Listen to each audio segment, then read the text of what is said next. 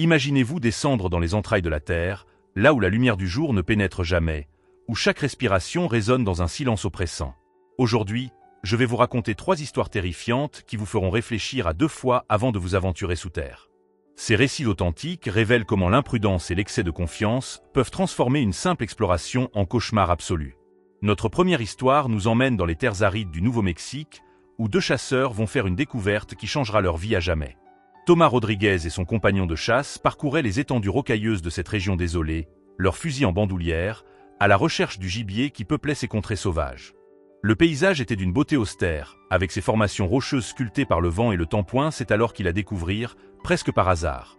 Une ouverture béante dans le sol, comme une cicatrice dans la terre. Cette cavité, que les habitants de la région appelaient simplement le puits maudit, mesurait environ 35 mètres de profondeur. Son ouverture, d'apparence innocente, se rétrécissait brutalement vers les profondeurs, créant un piège mortel que seuls les spéléologues expérimentés connaissaient. Thomas, grisé par cette découverte, sentit l'adrénaline monter en lui. Sans équipement spécialisé, sans même une simple lampe torche digne de ce nom, il prit une décision qui allait sceller son destin. Malgré les protestations timides de son ami, il attacha leur corde de secours, une simple cordelette en nylon prévue pour de légers usages, à un arbre proche. Cette corde, vous l'aurez compris, n'était absolument pas conçue pour supporter le poids d'un homme en rappel.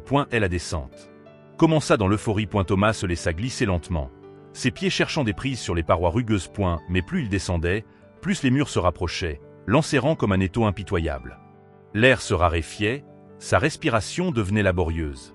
Ses muscles, sollicités au-delà de leurs limites, commençaient à trembler sous l'effort. C'est à mi-parcours que la réalité le frappa comme un coup de massue. Il était allé trop loin, beaucoup trop loin. Ses bras, tétanisés par l'effort, refusaient de le porter. Chaque tentative pour remonter se soldait par un épuisement encore plus grand. En surface, son ami, témoin impuissant de cette situation dramatique, eut une idée désespérée: utiliser son quad pour le hisser. Il attacha la corde au véhicule tout-terrain et commença à tirer. Mais Thomas sentit immédiatement que quelque chose n'allait pas. La corde se tendait anormalement, ses fibres craquaient sous la tension. Il cria à son ami d'arrêter, mais il était déjà trop tard. Le claquement sinistre de la corde qui se rompait résonna dans le puits comme un coup de canon. La chute fut brutale, implacable. Thomas plongea dans le vide sur près de 20 mètres, son corps percutant les rochers acérés du fond avec un bruit sourd qui glaça le sang de son compagnon. L'impact fut d'une violence inouïe, broyant ses os, déchirant sa chair. Le silence qui suivit était plus terrifiant encore que le bruit de la chute. Les secours arrivèrent rapidement, mais leurs efforts furent vains. Quand l'équipe de sauvetage atteignit enfin le fond du puits, ils découvrirent le corps de Thomas, coincé entre les rochers, immobile à jamais. Sa lutte désespérée avait pris fin bien avant leur arrivée. Notre deuxième histoire nous transporte dans les profondeurs légendaires des grottes de Carlsbad, au cœur du Nouveau-Mexique. David Martinez et Jonathan Brooks, 2 jeunes hommes de 19 ans, venaient de passer l'après-midi dans un bar local, l'alcool échauffant leurs esprits déjà enclins à la témérité. Leur objectif était clair: explorer les zones interdites de ces cavernes mythiques. Arrivés au centre d'accueil, alors que les derniers visiteurs quittaient les lieux, ils se dirigèrent vers l'entrée principale. Dans la vaste chambre que l'on appelle le « théâtre naturel », une imposante chaîne barrait l'accès aux galeries profondes. Un panneau sans équivoque avertissait « Accès strictement interdit au-delà de cette limite ». Mais pour nos 2 aventuriers, ce n'était qu'un défi de plus à relever. Ils enjambèrent allègrement la barrière, quittant les sentiers balisés pour plonger dans les ténèbres absolues. L'atmosphère changea radicalement. La température chuta, l'air devint plus dense, chargé d'une humidité qui collait à la peau. Leurs pas résonnaient étrangement dans ces couloirs millénaires, créant une symphonie inquiétante qui accompagnait leur progression. Plus loin, ils découvrirent une grille verrouillée, ultime rempart contre les dangers des zones les plus périlleuses de la caverne.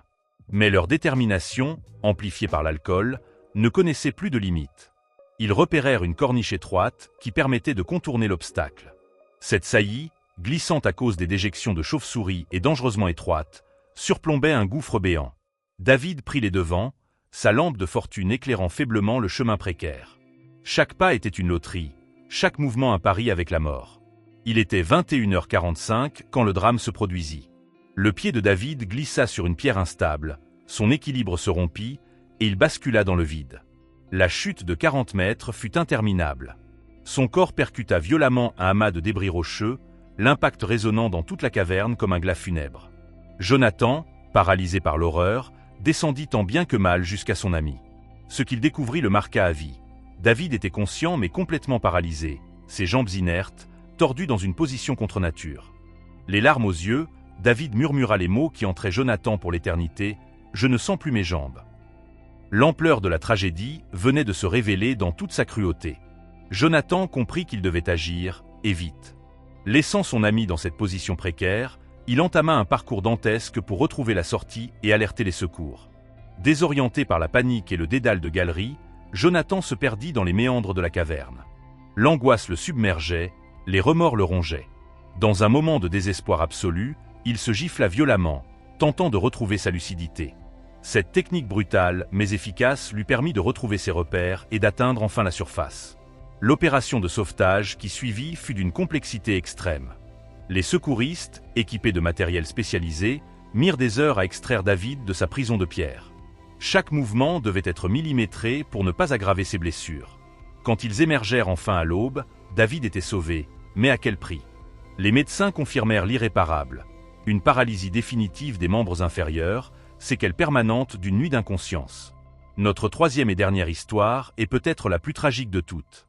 Elle se déroule dans une grotte anonyme, perdue au milieu de nulle part, connue seulement de quelques initiés pour ses passages particulièrement vicieux. Benjamin Moreau et ses 2 compagnons d'exploration s'étaient donné pour mission d'en percer tous les secrets.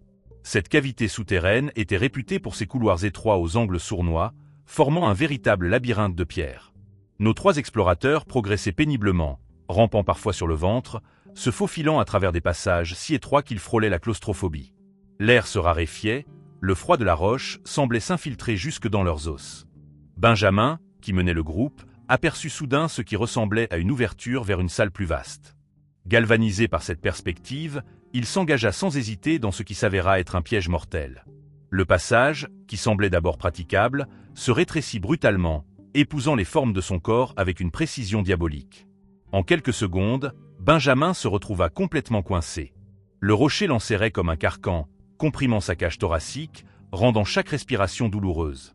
La panique s'empara de lui quand il réalisa qu'il ne pouvait plus bouger ni en avant ni en arrière. Chaque tentative pour se libérer ne faisait que resserrer l'étau rocheux. Ses compagnons, témoins impuissants de cette situation cauchemardesque, se relayèrent pour tenter de le dégager. Ils poussaient, tiraient, essayaient tous les angles possibles, mais rien n'y faisait. Le corps de Benjamin était prisonnier d'une géométrie implacable, coincé dans une position qui défierait bientôt toute logique physiologique. L'un d'eux parvint à regagner la surface pour donner l'alerte. Les secours se mobilisèrent immédiatement, mais ils savaient qu'ils couraient contre la montre. L'équipe de sauvetage, arrivée sur les lieux, évalua rapidement la situation. Il fallait élargir le passage en taillant la roche, installer un système de poulies complexe, le tout dans un espace si exigu qu'aucune machine ne pouvait y accéder. Pendant que les sauveteurs s'acharnaient sur la pierre, Benjamin subissait un calvaire indescriptible. Sa respiration se faisait de plus en plus laborieuse, l'étroitesse du passage comprimant ses poumons. L'air vicié de la grotte aggravait son état, obligeant les secouristes à installer un système de ventilation de fortune. Le froid mordant de la caverne commençait à faire des ravages. La température corporelle de Benjamin chutait dangereusement, malgré les couvertures chauffantes que les sauveteurs glissaient tant bien que mal autour de lui. L'hypothermie ajoutait ses effets dévastateurs à ceux de l'asphyxie progressive. Les heures s'écoulaient avec une lenteur insoutenable. Le visage de Benjamin trahissait une souffrance au-delà des mots. Ses forces l'abandonnaient progressivement. L'épuisement, le manque d'oxygène et le froid formaient une trilogie mortelle qui sapait ses dernières réserves de vitalité. Quand les sauveteurs parvinrent enfin à élargir suffisamment le passage, il était trop tard. Benjamin avait livré son dernier combat contre les éléments. Son corps, brisé par cette épreuve inhumaine, avait succombé à la combinaison fatale de tous ces facteurs. Ces 3 histoires nous rappellent cruellement que la nature souterraine ne pardonne aucune erreur, aucune négligence. L'arrogance et l'impréparation se paient parfois du prix ultime. Chacun de ces drames aurait pu être évité avec de l'équipement adéquat, de la formation, et surtout, le respect des règles de sécurité. La spéléologie est un sport magnifique, mais qui exige humilité et préparation. Car sous terre, il n'y a pas de seconde chance.